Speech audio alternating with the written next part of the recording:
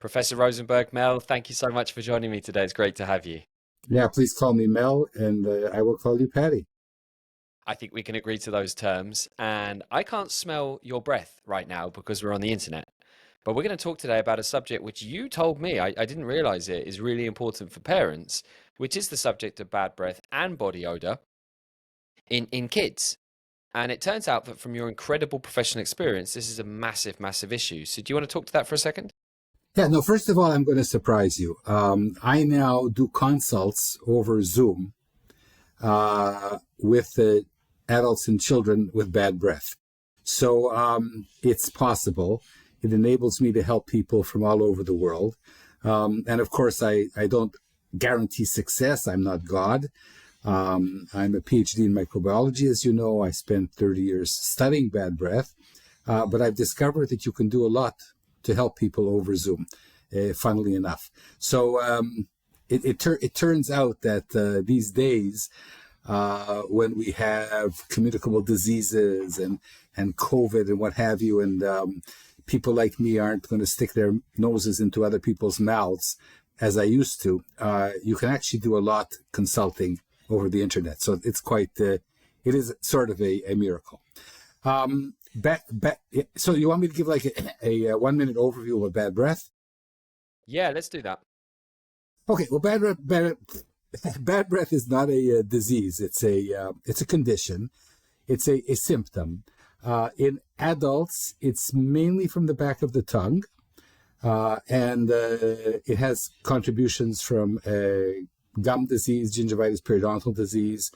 It can also come from the nasal passages and 1,000 other things that are relatively rare. Okay, that's in adults. In children, it often comes from having a cold, but it can also come from not brushing your teeth properly. And there are all kinds of interesting things that kids have that can give them bad breath that adults don't. Shall I elaborate? Yes, please. So in children, we find that in adults, for example, one of the ways of diagnosing an adult is to smell the breath from the mouth and to compare it with the breath coming out of the nose. If the breath is coming from the mouth but not the nose, then it's connected to the oral cavity and the throat. If the odor, on the other hand, is coming from the nose and not from the mouth, it's from the upper nasal passages. And only when the odor comes from the mouth and the nose at the same time, and it's the same kind of smell, then we can suspect a lungs or some other systemic body issue. In children, on the other hand, the nasal passages and the oral cavity are more intimately connected with one another. And so a postnasal drip, runny nose, colds, sore throats are often smelt both on the odor from the nose and from the mouth. So you mentioned there can be multiple different causes. What's kind of the number one, 80-20 rule, the number one leading cause of bad breath in both adults and children? Well, in adults, it's definitely going to be the back of the tongue. This is our tongue. It's the most bacteria-coated area in the body. It has all kinds of crevices. It collects debris, dead epithelial cells, and interestingly enough, it also collects food. So not this part, but the back part of the tongue, back about 10 or 12 centimeters, is a place that is not well cleaned. And in order to clean it, you need a tongue cleaner. You have to overcome gagging, but the best way to do it is just to have a healthy breakfast. Many of the people that came to the clinic over the course of decades with bad breath often did not have a healthy breakfast. A scientist from University of British Columbia showed, 60 years ago, Joseph Tonzatich, that just by eating breakfast, you can reduce the sulfide level in your mouth by 70%. So that's one way to combat bad breath, and that's the main cause.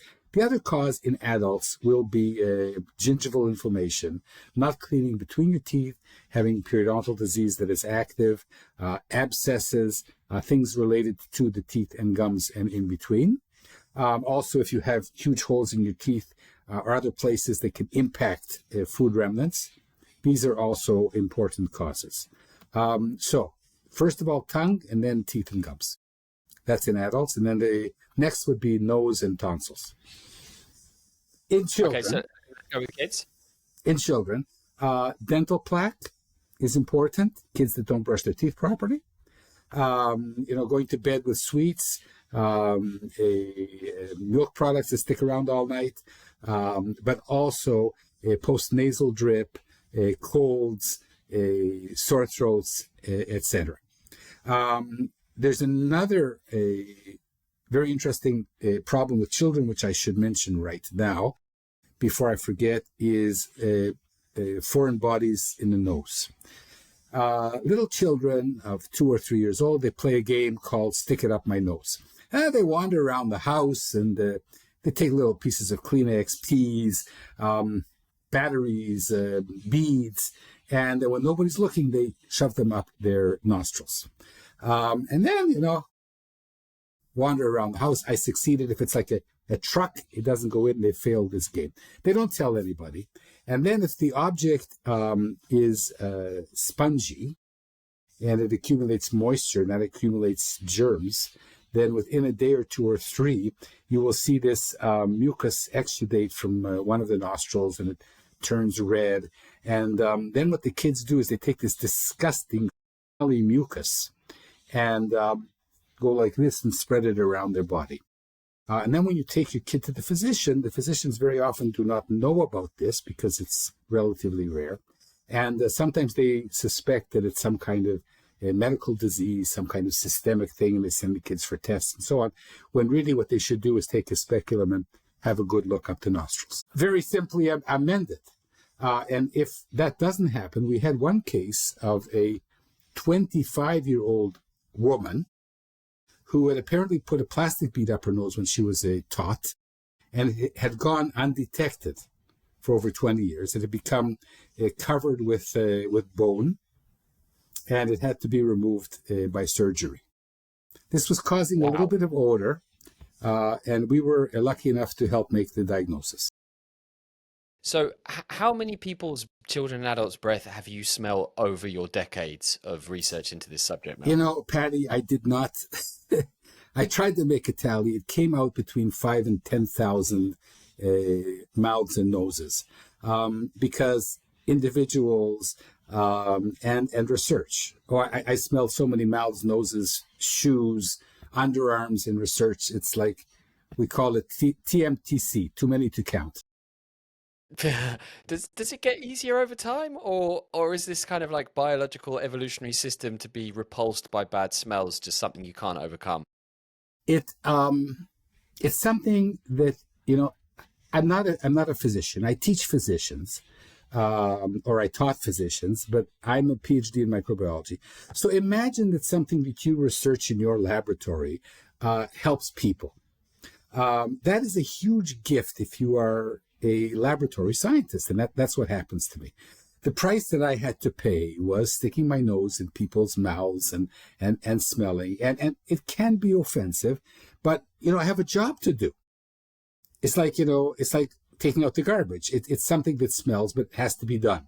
The reward that I got by helping people and by being able to teach dentists and physicians about this very interesting and unique condition made it worthwhile until it didn't make it worthwhile. Yeah, I'm always amazed by a human's ability to kind of adjust to unpleasant situations. It never ceases to amaze me. You can get used to almost anything. Yeah, but one day I did snap. So after about 25 years of smelling people actively, I had a patient come in, and while I was smelling her, she said to me, "Have you ever thought about how weird it is what you do?" And I said, "No." She said, "Well," I said, "What do you mean?" She says, "You stick your nose into a stranger's mouth and smell." And I said, I do. And then I really stopped doing it. As I said, I do it now over Zoom. I don't think it's because of my aversion to the odor itself. It's just something I did for so many years, and you become inured to it. And at some stage, I guess I had enough, and I wanted to go back to the things I love most, which are music and children's books. So at some stage, I did call a truce, but it wasn't because of the bad odor. It was because of doing the same thing for too many decades. Sure, sure. Okay, so I'm a parent of a kid. Is there a chance that if I have bad breath, there's a higher chance that my child will have bad breath, or there's no kind of genetic or family link? Well, there probably is a genetic link, but we never were able to show it scientifically. Another thing that is very important that I should mention, and I forgot, is mouth breathing. Mouth breathing is so important in children and in adults. That is a major cause of bad breath. So Okay, that's it. bad Mel. I mentioned it now. No, no, it's very trendy right now to talk about mouth breathing. So I'm so glad your hippocampus finally brought that back into to what you were saying. Um, what do I do with my kids then if I feel like he or she is having way too much sugar, kind of a sugary, cereally breakfast? You mentioned breakfast is really important, washing down that sulfur. They're like 8, so they should be able to brush their teeth, and I'm really busy, so I can't quite, watch them, and I don't want to because I don't have a massive argument over brushing your teeth. So I feel a bit trapped now, but I definitely know that my kid's got bad breath, right? What's the answer there? Okay, well, I'm going to answer you backwards. First of all, it's not just sulfur gases, but they're. Can you hear me? Yes, yes. Okay, but they're a great indicator. The sulfur gases are a great indicator. Um, I lost you now. I found you again. Smile. Okay, it's you. So it's not just sulfur gases. Secondly, funnily enough, sugars reduce bad breath.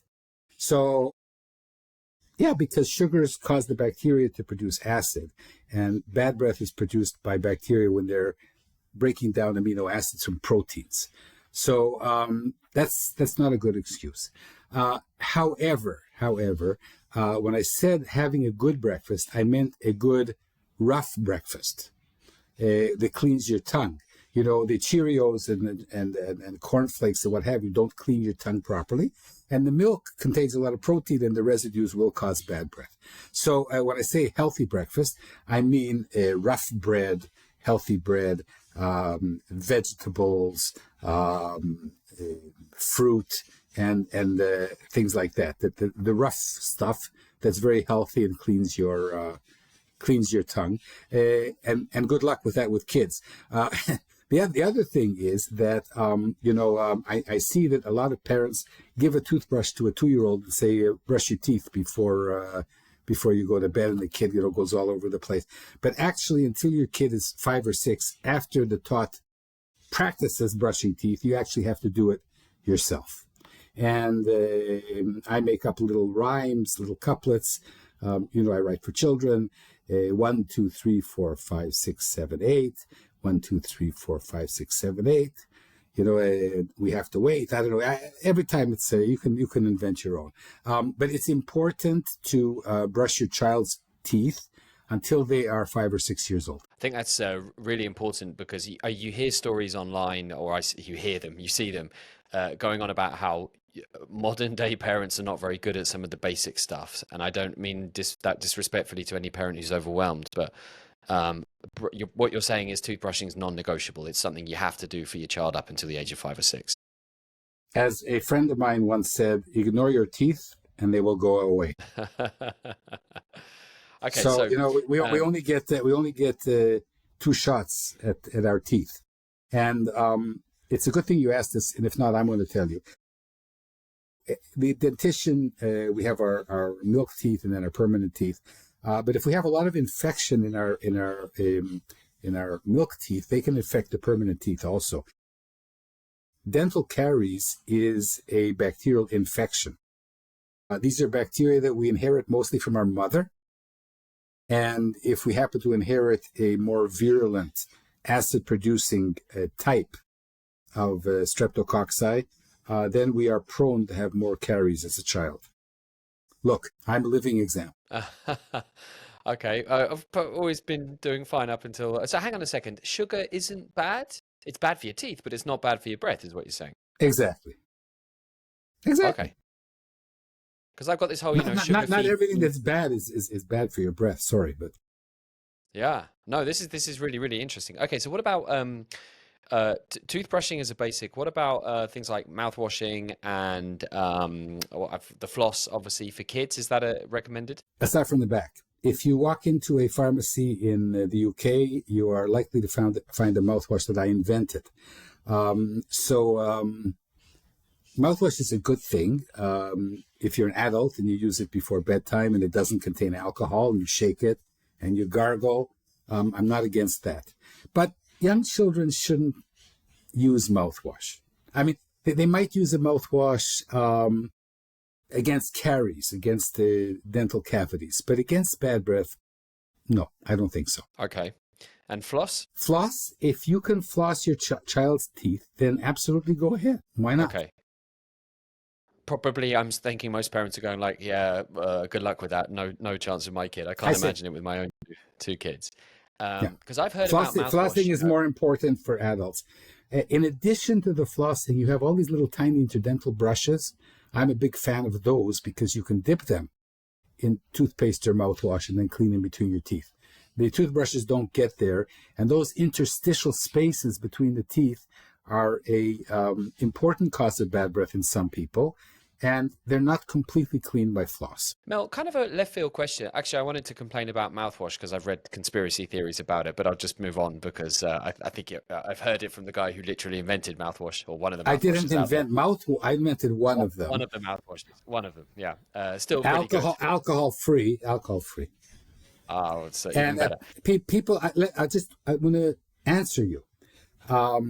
We invented this mouth rinse in the 1980s.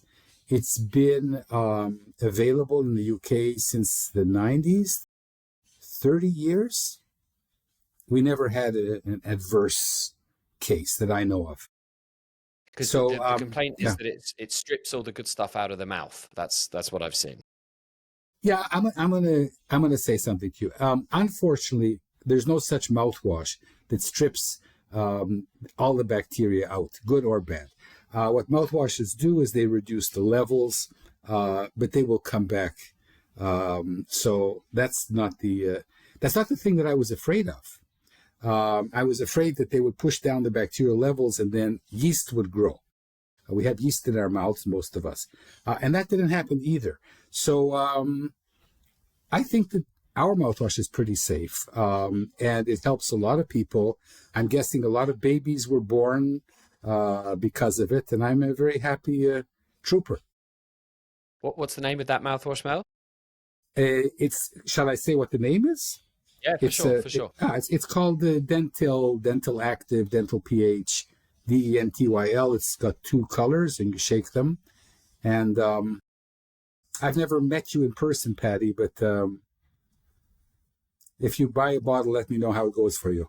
Well, I was going to say, one of the fascinating things is if I go, smells all right to me, we aren't very good at registering our own bad breath. Is that correct? We're quite terrible at registering our own bad breath. And we did a research on that in 1995 with Professor Ilana Eli of Tel Aviv University, and we found something that astounded me. It's practically known that people who have bad breath don't smell their own bad breath. And there's many people who would come to me for consultation who thought they had bad breath, but didn't. For example, a kid growing up with an adult in the family who has bad breath might assume that they've inherited it. So you have people with bad breath who know because somebody told them. You have people with bad breath who don't know because nobody told them. You have people without bad breath who think they don't have bad breath, and people without bad breath that are sure that they do. So you have all these combinations. And part of the reason is because people have trouble smelling themselves. So we did this study, and it turned out that the reason people have trouble smelling their bad breath is because of the preconceived notions that how bad they think it's going to be. So they scored themselves based on what they thought they would smell. Yeah. I love the way the mind creates its own reality, and that's just a brilliant example of how you can actually. It just never ceases to amaze me. Patty, the correlate of this is that if you want to know whether you have bad breath, it's as simple as pie. You just ask an adult in your family, not a kid. Kids will always say that you smell. But if you ask an adult in the family, do I have bad breath? They will probably tell you. Yes, It's crazy how easy that is. I wrote a whole book. And what I'm trying to do is tell people, before you come to speak to me, ask somebody. Do I have bad breath? Somebody you care about, somebody, a friend, what I call a confidant, somebody in your family. If you do have bad breath, it's probably resolvable. So why spend your whole life offending people and worrying about it when you can actually take steps to solve it? You mentioned the tongue scraper, but I want to come on to body odor. But I have one more question, Mel, which I'm fascinated by. Okay, so the mind is capable of actually changing the way that we smell our own breath. The mind is the the way that we interpret the smell. the way we interpret the smell. But that's the interplay between the mind and the brain. So the brain is doing some of the work of smelling, but the mind and the brain together are working out what the conclusion is from that data, let's say. So, Mel, have you ever reflected or done any research on the way that maybe bad breath could be some kind of like psychosomatic manifestation of our overall health, or even going maybe a step further, some kind of reflection of internal turmoil or psychological trauma, something like that? And have you noticed a correlation between people with bad breath and X or Y life experience? That's a great question. I'm going to answer it backwards as usual. I'm from Israel. We do everything backwards. So it's a great question. It turns out, as I mentioned, that dry mouth is related to bad breath. What causes dry mouth? Stress, anxiety, talking for too long. And there's about 1,200 medications that cause dry mouth. So absolutely yes. Like, why is your breath worse when you wake up in the morning? You guys in Britain call it the dragon mouth. In America, they call it jungle mouth. It's because your mouth is relatively dry all night. And the bacteria fester and grow, and the saliva flow is almost zero. And you wake up with this terrible odor. So I once tracked my own sulfur levels over the course of a day. And I found that when my mouth dried out, that was when my breath was worst. And when I was, my mouth was active in a good way, chewing and eating and so on, my levels were low. One of the things that we advise people is to chew sugarless gum for 2 or 3 minutes if your mouth is dry.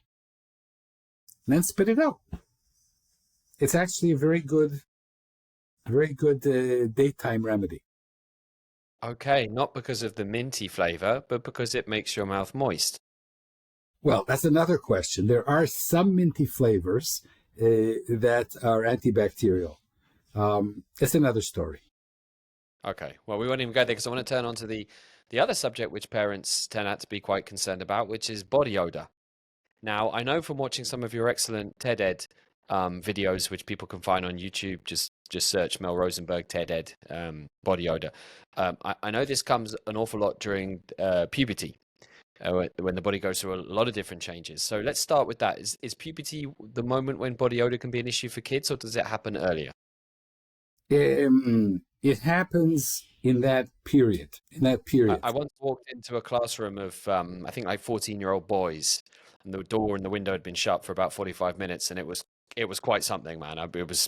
It was very difficult to deal with. So is body odor necessarily a problem, or is it just a problem because it offends the person smelling the body odor? We don't know. We really don't know. It's really an open question. So Desmond Morris postulated that the reason that our body odor smells so bad is because we enclose it in clothing. Certainly, in a biological scenario, we really don't know. During puberty, we develop apocrine glands in our groin and in our underarms. Why? We don't know. Perhaps, as Sir Desmond Morris says, because we started walking, on 2 feet. So in order to smell each other, the armpits became a scent box of the human body. But We really don't know. But imagine this possibility that the underarms develop our sexual odors. And quite a bit of research has done to try and substantiate this possibility. In which case we communicate, we share with one another some aspect of our biological selves, our sexual selves, via this odor from our armpits. Well, if that's the case, it's a kind of a biological necessity, helping us find the right mate, okay, or perhaps the right time to mate. But why is it judged as so offensive if it's an important bodily function? This we don't understand. This is great. This is so interesting. I can see now why you got into this so deeply. So how do we raise this subject with our adolescent or early puberty kids? Should we be gentle about it? Should we let them come to the conclusion? Because the last thing we want is for them to start getting, bullied or picked on at school because, Johnny or Jill has the bad body odor that everyone else picks up on. So is it something we should be raising with them in advance or when it kind of comes up as a problem? I'm not Mr. Etiquette, Patty. I really don't know. I mean, if you're asking me as a person, then I would just buy some deodorant, and put it somewhere where the kid can see it. I don't have. There's no nice way to tell people that they smell. Our odor, our sense of smell is an intimate, primitive sense that's connected with the hippocampus, as you know, and our most primitive center of feelings and memories. And if somebody tells you that something is wrong with the way you smell, it is very hurtful. But what is more hurtful is not telling and letting people wander around offending others. So there's no nice way, but if it's out of kindness and out of care, then parents have to do it. They have to tell their kids if they have body odor. They have to seek assistance if their kid has bad breath, because it can be a huge ostracizing factor. And usually it's solvable. Yeah. And if you're a parent with bad breath, you're going to lead your kid to assume that they have bad breath, and that's also a problem. So you mentioned deodorants and antiperspirants. I didn't mention antiperspirants. You didn't mention antiperspirants. Okay, so this is very interesting to me. I'm going to now. Let's do it. Okay, again, as a human being, I have not studied antiperspirants. They are more effective than deodorants because the aluminum salts close up the sweat pores. Okay. So the mixture of the apocrine and eccrine sweat, the watery and the oily sweat that bacteria feed off of, is closed, so there's less odor. But I wonder, as a human being, not as a scientist, whether these aluminum salts are safe. I wonder a lot. I worry a lot. I myself use deodorants that do not have aluminum, and my children, my wife. This is something that is very important for me. I can't back it up with scientific data, but aluminum is not a healthy salt to have around your body. Yeah. So that's just me. Also, as you've just mentioned, these are very active parts. I'm probably not putting in the right medical way, but there's stuff comes out, but stuff goes in as well, right? Because these glands are, am I saying this correctly? Kind of like there's a lot of transfer going on in those parts of the body. There's a small amount of transfer, but I still worry about it. I've switched to a kind of like bio deodorant from decades of antiperspirant use, because you just read the label and you go, I'm just not sure I want to spray myself with these Latin sounding names. But again, it feels maybe like it's a conspiracy theory, but you assume everything's tested. Well, okay, so here's the thing. I'm against conspiracy theories, but I'm in favor of prudence. Okay? When you have an alternative, perhaps it's best to say, okay, I don't want these aluminum salts on my body. If you have that prerogative. Okay, that's my feeling. Here's another thing that I should mention as a scientist. Okay, in order to show that something is dangerous, problematic, or so on, usually you need a big group, a cohort of subjects, and deodorant is something that you'd have to follow over years. And it would be hard to get grant money to study it. No underarm deodorant company is going to fund that kind of research. And then you have to publish it.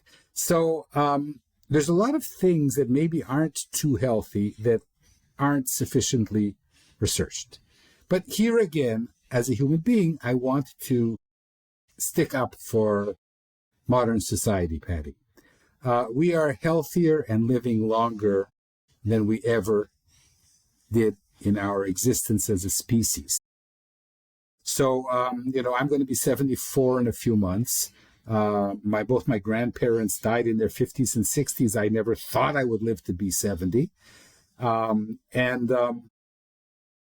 think that whatever the shortcomings of modern life, including the stuff in our foods and the stuff in our air and all these conspirational things, we are still healthier, better off, and living better. So, in general, it's okay. It's good. I like that message. I can get down with that. Okay, so is it as simple with body odor as wash every single day and use a deodorant or an antiperspirant if you choose, and that's it?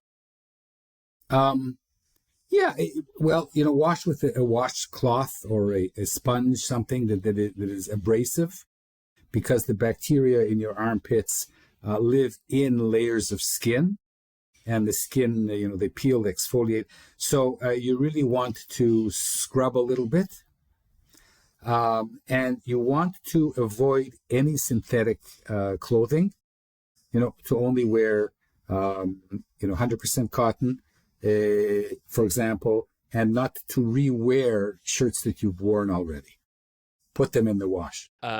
Okay, so I'm thinking I live in the Philippines and the humidity is off the hook, and it doesn't matter what I spray under my armpit. I'm sweating all the time. Is that an issue which complicates the body odor situation? Well, neither of us really live in the Philippines, unless there's something about you I don't know. No, I live in continental Europe, but I'm just wondering about when I came to Israel in the late 1960s, people smelled.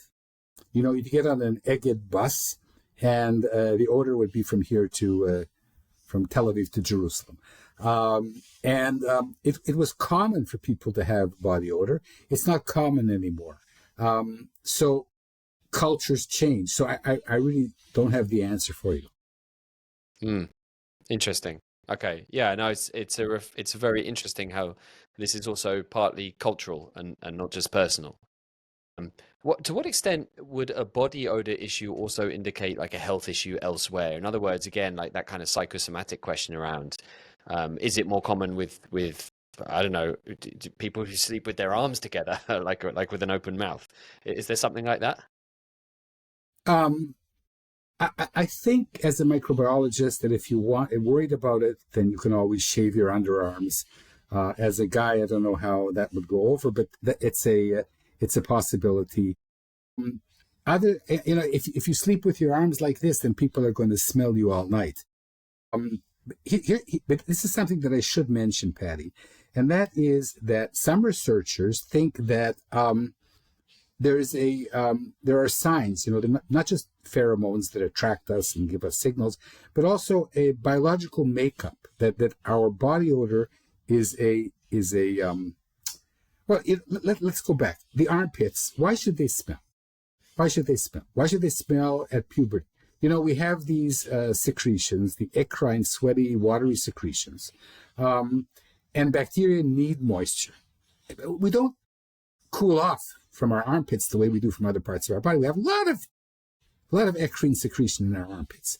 So we're giving the bacteria moisture. And then when you reach puberty, we're giving the bacteria lipids, fats, exactly what they need to grow. And we're saying, come on, grow, smell us. It's a spice box of the human body, right? So, scientists might say, well, it's there for a reason. And I think it is. It's a smell organ or a pair of smell organs. And some scientists think, and there's been some T-shirt studies, that we can recognize our spouse's natural body odor, and that if you're averse to your spouse's natural body odor, that's not a good sign. I particularly, I've been married a zillion years. I love my wife's natural odor. I'm coming out with that, but it's a fact. If you don't like Mel. Me too. What, my wife? My wife's obviously okay. Your wife. You frightened me for a moment here. So, and I do think it's important. I do think it's important. Another thing, when you interview women, very often, this is a show for adults, right? Yes. Well, yes, yes. So I can come clean on this. When you interview women, they will often tell you that they find the fresh smell of a man after a shower to be a sexual turn-on. What's going on? On. That they find it sexy, the natural odor of a man after a shower. This doesn't last too long, but again, it's an illustration that there is something funky in the way we smell. Man, this is so interesting, because odor is as much an interesting subject because of the odor itself as it is because of our reaction to it. And that says so much more about us. There's so many unanswered questions, and I just love that. I love that. Nothing's more exciting to me than when you go, we just don't know. We spent years studying this. I just find it fascinating. Professor Rosenberg, Mel, it's been an amazing pleasure spending this time with you. I was just wondering, kind of as we close, if you could just do like a little recap for parents who were thinking about their kids' bad breath and body odor. Like, if you had to wrap it up, what would your top three pieces of advice be? Okay. If you're worried about bad breath, ask your spouse or a confidant that you trust, an adult. Okay? If you do have bad breath, then it's usually treatable, and there's lots of information on the internet. Try and find the right information, not the commercial information. If your child has bad breath, it could start at the age of 1 or 2. It doesn't mean that there's some terrible disease, but it should be somehow checked or, considered. What could be the reasons for that? Okay. And then with body odor, kind of like just summarizing it for parents on their kids. Yeah, if your child is entering puberty and they used to smell like a spring breeze, and now they smell like a dish rag that's been left out for a month. That's a pretty awesome start. A good way to begin. Mel, thank you so very much for your expertise. It's something quite rare for me to talk to a internationally recognized global expert on any subject, so I feel honored by your presence. Look, I want. Yeah, for sure. However, it's been a great pleasure talking to you about these two, and to your nose as well. A pleasant conversation about an unpleasant topic, I guess we can say, but one that's really, really important. So, Mel, thank you so very, very much. I'll be putting loads of information about you inside the description to this video if anyone's watching right now. Check out the links there as well. Yes, well, we're going to talk about Emily another time, I think. Thank you, Mel. I'm